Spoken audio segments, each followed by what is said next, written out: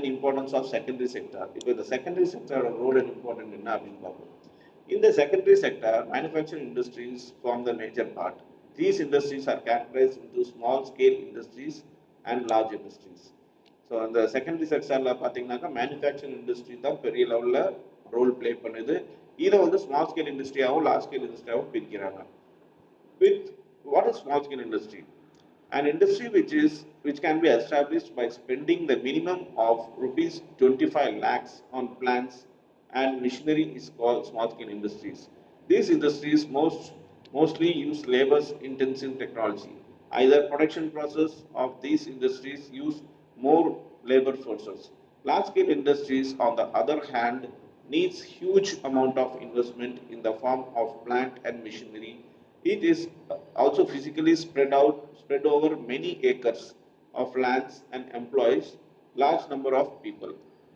It also uses capital intensive technology in the form of big machines. Take an example of iron and steel plant. The Tata Iron and Steel Plant is the oldest in country. It is situated in Jamshedpur over an area of about 37.31 kilometers square of land. So the importance of the industry sectors, both small and large scale industry, has been increased after independence. Let us discuss them one by one.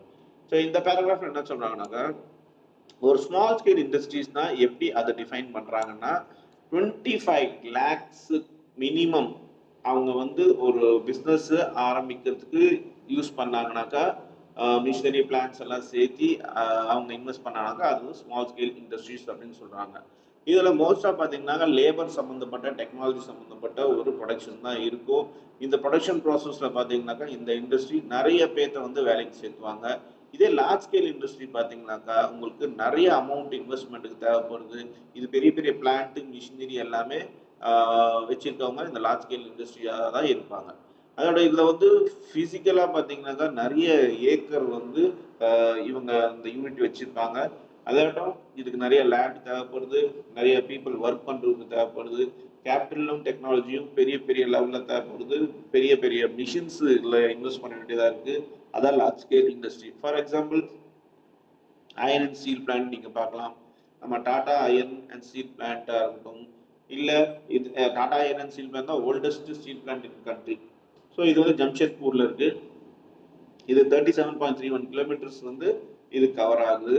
இது 37.31 kilometre square of land வந்து இந்த cover ஆகுது. அவ்வளோ பெருசாக இருக்குது இந்த Tata iron and steel plant. இந்த industrial sectors வந்து